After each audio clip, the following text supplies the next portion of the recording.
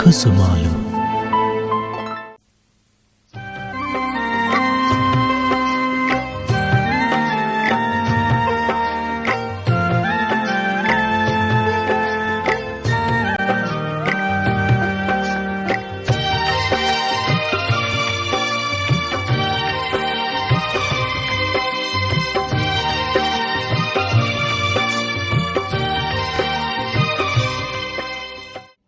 నమస్తే ప్రేక్షకులకి దివ్య కుసుమాలు కార్యక్రమానికి స్వాగతం. లాస్ట్ ఎపిసోడ్లో దివ్య కుసుమాలు కార్యక్రమంలో మనం ఆదిరత్నం జగదీష్ భాయ్ గురించి కొన్ని విషయాలు తెలుసుకున్నాం. మరిన్ని విషయాలు వారి గురించి మనకు తెలియచేయడానికి మరొకసారి మనతో పాటు స్టూడియోలో విచ్చేసి ఉన్నారు శ్రీనివాస్ అన్నయ్య గారు. వారినే మరిన్ని విషయాలు అడిగి తెలుసుకుందాం. నమస్తే. లాస్ట్ ఎపిసోడ్లో మీరు ఎన్నో విషయాలు తెలియచేశారు, కానీ అప్పుడు కూడా మాకు ఇంకా కొద్దిగా తెలిసాయి, ఇంకా చాలా ఉన్నాయి తెలుసుకోవడానికి అన్న భావన కలిగింది.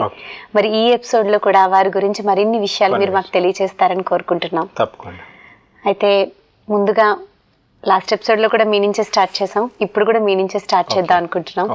అయితే మీరు చెప్పారు జగదీష్ భాయ్తో మీరు 3 రోజులు కలిసి ఉన్నారు, వారిని దగ్గర నుంచి చూశారు, అదే కాకుండా ఢిల్లీలో కూడా మీరు చూశారు అని. అయితే జగదీష్ భాయ్ని మీరు అలాగా అంటే దగ్గరగా చూసిన తర్వాత, వారి యొక్క గుణగణాలు మీకు తెలిసిన తర్వాత వారిని చూసి మీరు ఏ విధంగా మారడం జరిగింది? అంటే మీలో ఏ మార్పులు వచ్చాయి, ఏ రకంగా మీకు ప్రేరణ అందించారు? ఒక విషయం ఏంటంటే ముందే కొన్ని సంస్కారాలు, భక్తి సంస్కారాలు ఉండేది, కానీ వండర్ ఏంటంటే భక్తి నేను చేయలేదు, కానీ ఇంట్లో ఆ వాతావరణం ఉండేది. కాబట్టి చాలా వరకు మర్యాదగా ఉండాలి, ఎవరు నియమాల మీద ఉండాలి అనేటువంటిది, చాలా రాయల్గా ఉండాలి అనేటువంటి సంస్కారాలు ఉండేది. కానీ జ్ఞాన మార్గంలో వచ్చిన తర్వాత ఎప్పుడైతే నేను 1986లో అతనితో ఉన్నా, అంటే 10 సంవత్సరాల తర్వాత, ఈ జ్ఞాన మార్గంలో వచ్చి 10 సంవత్సరాల తర్వాత నేను అతనితోటి ఎప్పుడైతే ఉన్నానో నాకేమనిపించేదంటే, మనం కూడా సరే బ్రహ్మ బాబాని అయితే మనం చూడలేదు, కానీ జగదీష్ భాయ్ ఎదురుగా ఉన్నాడు, అతను జ్ఞాన మార్గంలో ఉన్నాడు. అన్ని రకాలుగా చూసినట్లయితే అతను లౌకికంలో చాలా పెద్ద వ్యక్తి.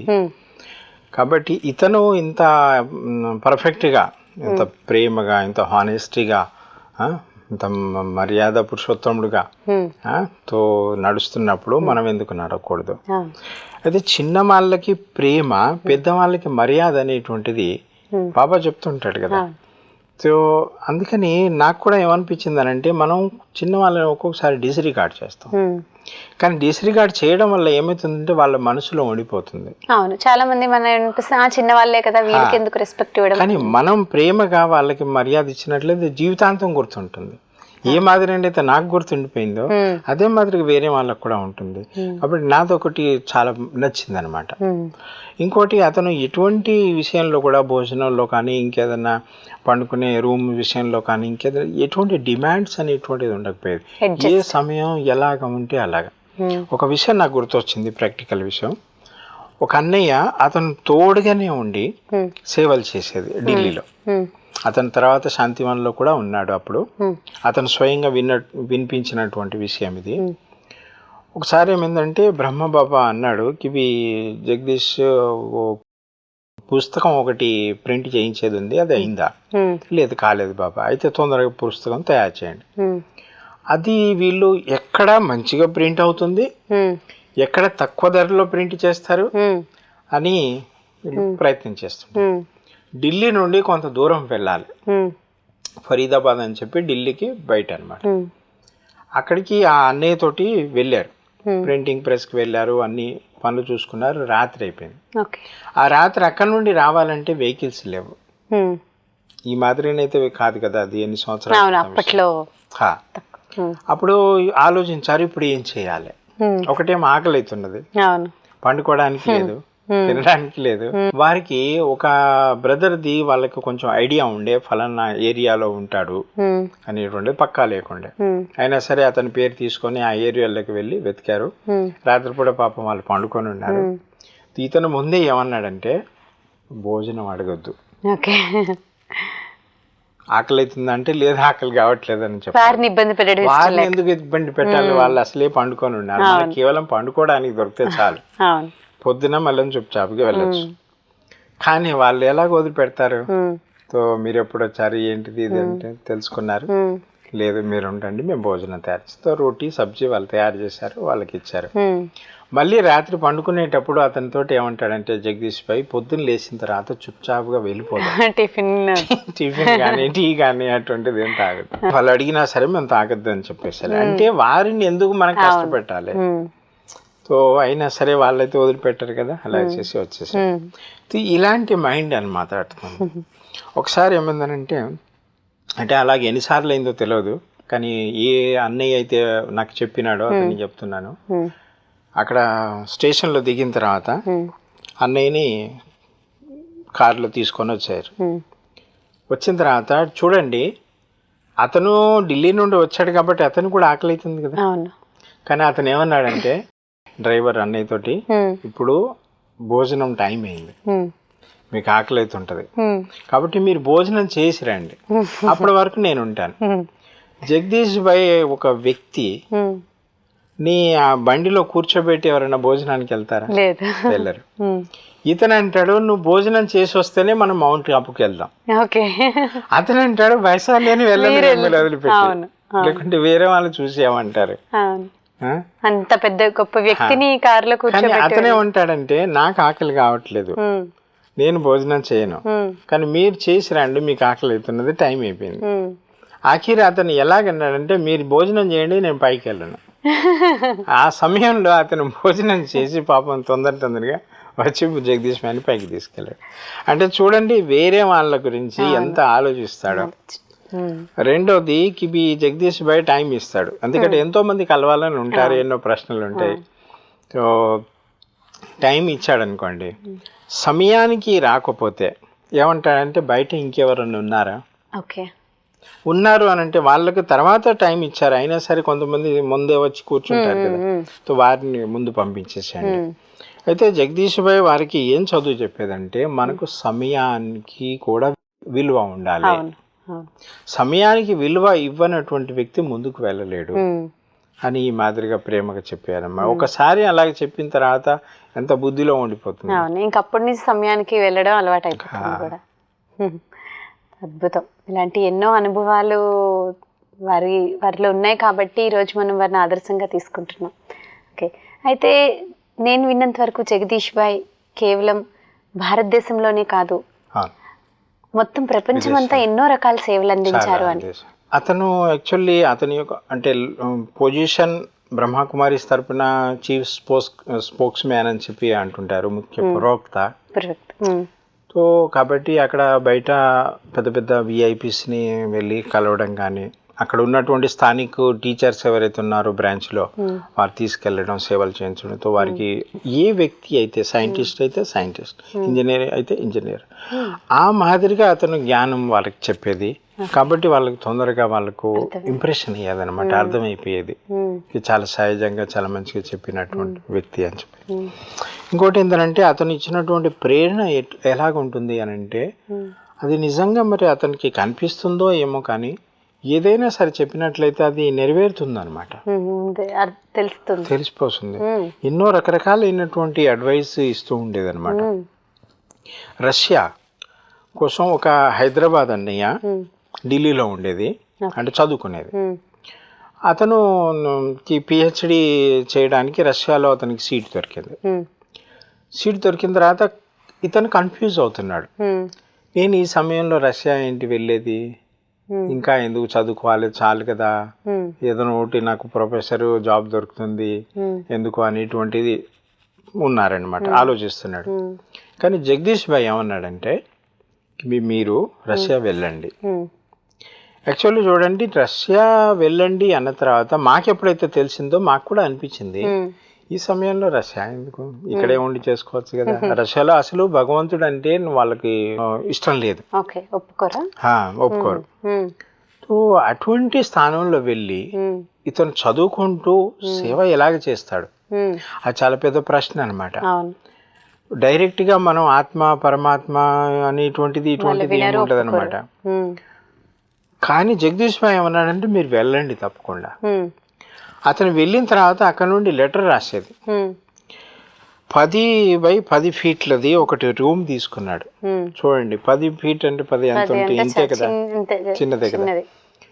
తీసుకొని అతను స్టడీ చేస్తున్నాడు, లౌకిక్ స్టడీ, ప్లస్ ఈ జ్ఞానం కూడా వారికి ఎలాగ చెప్పాలి అని వారికి చెప్తున్నాడు అనమాట. అర్థం చేయించేటట్టుగా, అంటే వాల్యూస్ గురించి ఎక్కువ మనం చెప్తాము, స్పిరిచువల్గా మనం లైఫ్ ఎలా ఉంటుంది అలాగా. సో సేవలు అటు చేస్తున్నాడు, ఇటు. అతను లెటర్లో రాసేదనమాట ఏ వస్తువుకి ఎంత రేటు, చాలా తక్కువ రేట్లు ఉండేదన్నమాట అక్కడ. సో రెండోది ఇంత రూమ్లోనే నేను చేస్తున్నాను, ఇలాగా వస్తున్నారు సేవలు. ఆ తర్వాత చూడండి ప్రెజెంట్ అంటే కొన్ని 1-2 సంవత్సరాలు 3 సంవత్సరాల్లోనే ఎంత ఫాస్ట్గా అక్కడ సేవ జరిగింది అని అంటే, ఎంతమంది అయితే స్టూడెంట్స్ అక్కడ ఉన్నారో అసలు వేరే కంట్రీస్లో లేరు. అంత డెవలప్మెంట్ అయింది అన్నమాట. అక్కడికి మళ్ళీ శక్తినగర్ నుండే, ఢిల్లీ శక్తినగర్ నుండే అక్కడికి 2 అక్కయ్యలను పంపించారు. ఆ అక్కయ్యలు అక్కడే ఉండి రష్యన్ భాష కూడా నేర్చుకొని అక్కడ సేవ చేస్తున్నారు, ఇప్పటికే ఉన్నారు అప్పటి నుండి. సో జగదీష్ భాయ్ ఒక ప్రేరణ ఇచ్చాడు, ఒక ధైర్యం ఇచ్చాడు, మీరు వెళ్ళండి. సో వెళ్ళి వాళ్ళు ప్రూఫ్ చేశారు. ఆయన ఒక్క మాట వల్ల, ఆయన ఇచ్చినటువంటి ప్రేరణ వల్ల ఇప్పుడు ఎన్నో వేల మంది అక్కడ తయారయ్యారు.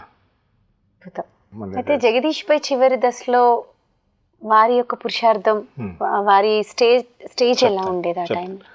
ఒకటేమో స్టేజ్ అనేటువంటిది యాక్చువల్లీ చెప్పాలంటే అతను మొదటి నుండి చాలా స్ట్రాంగ్ వ్యక్తి, స్థితి చాలా మంచి ఉండేది, పురుషార్థం చాలా బాగా చేసేది అన్ని రకాలుగా 4 సబ్జెక్టులో. కానీ లాస్ట్ విషయం మీరు అడుగుతున్నారు కాబట్టి, ముందు బాంబేలో ఉన్నారు, లివర్ ప్రాబ్లం ఉండే, అక్కడ నుండి వాపసు ఇక్కడికి వచ్చారనమాట. అంటే అతనే అన్నాడు అనమాట, నేను ఇప్పుడు మౌంట్ ఆబులో ఉంటాను, ఇక్కడ ఉండను.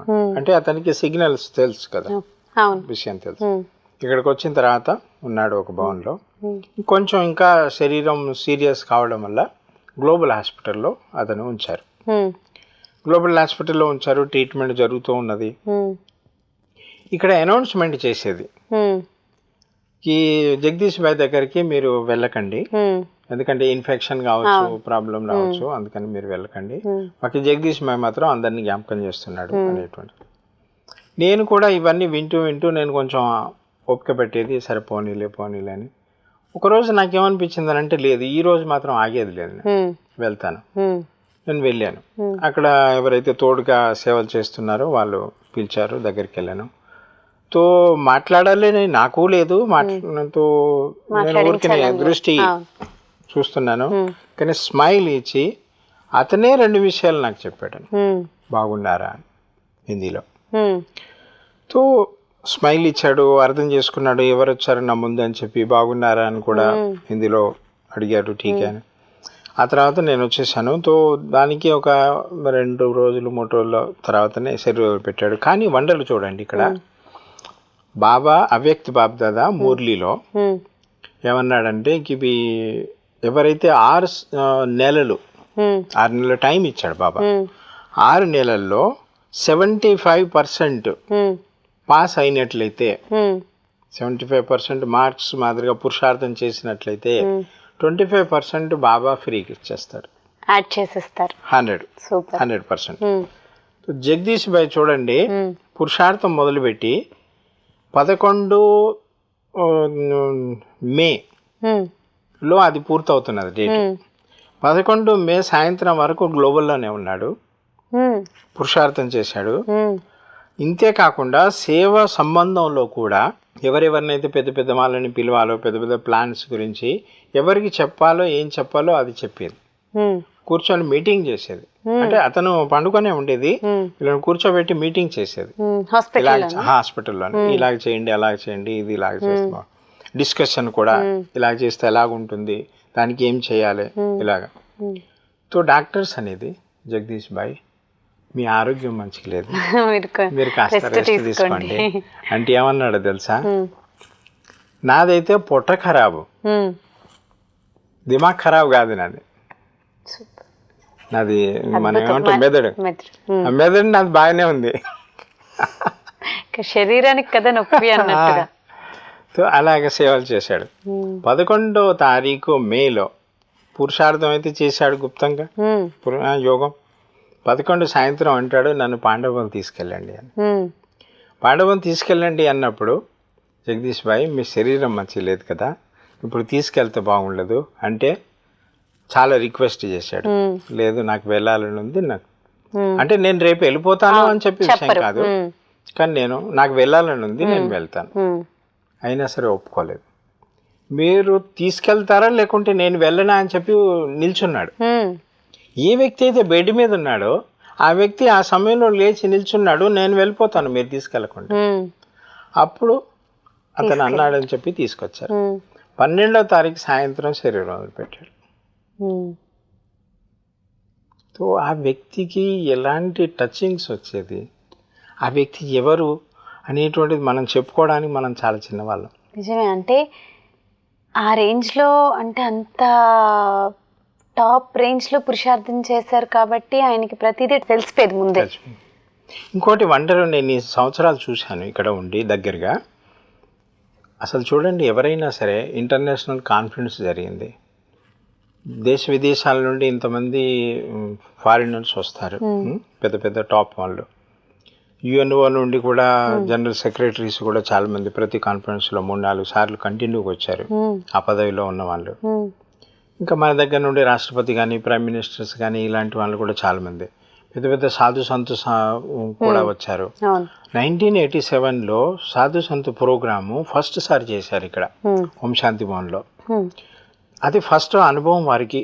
ఫస్ట్ అసలు ఐడియాస్ ఉండవు. రెండవది ఏంటంటే వారందరికీ ఇప్పుడు పదవిని పట్టి వారిని కూర్చోబెట్టాలి. ఆ జగదీష్ భాయ్ మొత్తం అరేంజ్మెంట్ చేశాడనమాట. స్టేజ్ని కొంచెం పెద్దగా చేసి ఇలాగ చంద్రాకారంగా వారిని, అంటే అందరికీ ఎలా ఉండాలంటే మేము ముందే కూర్చున్నాం అన్నట్టుగా ఫీలింగ్లో ఉండాలి. ఇలాగ తయారు చేసి ఎంత సూపర్గా సక్సెస్ అయింది అని అంటే అంత సూపర్గా సక్సెస్ అయింది. జగదీష్ భాయ్ అవ్యక్తం అయిన తర్వాత కూడా వారి ద్వారా ఎన్నో సేవలు జరిగాయి. అంటే కేవలం వారు ఉన్నప్పుడు సాకారంగానే కాదు, మనసా సేవ కూడా వారు ఎంతో చేశారు అని మేము విన్నాం. మరి మనసా సేవ విషయంలో జగదీష్ భాయ్ ఉన్నప్పుడు కూడా, అంటే వారు ఉన్నప్పుడు కూడా మనసా సేవ ఏ విధంగా ఉండేది వారిది? బాబా సకార్ బాబా ఉన్నప్పుడైనా వ్యక్తు మురళీలోనైనా సరే నేను కూడా చాలా వింటూ ఉండే డైరెక్ట్. అంటే బాబా ఏం చెప్తాడంటే ఇవి మనసా ద్వారా, ఇప్పుడు స్థూల రూపకంగానే అయితే మన అందరం కూడా చేస్తూ ఉంటాం.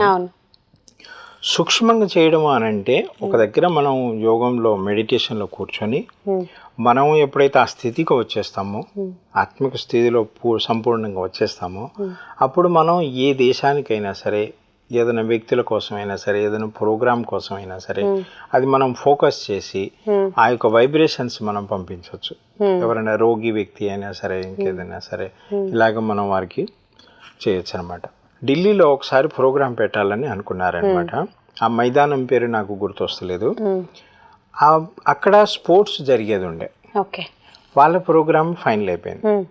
వీళ్ళు కూడా అదే డేట్స్లలో ప్రోగ్రామ్ చేయాలా, పెద్ద ఎత్తున చేయాలని చెప్పి వీళ్ళకి కూడా ఉంది. అప్పుడు ఆ సమయంలో ఏందనంటే వాళ్ళకి చేయాలని వాళ్ళకుంది, వీళ్ళకి చేయాలని వీళ్ళకుంది. ఆ సమయంలో ఎలాగుంటుంది అయితే వీళ్ళు అనుకున్నారు ఇది మనకు దొరకదు.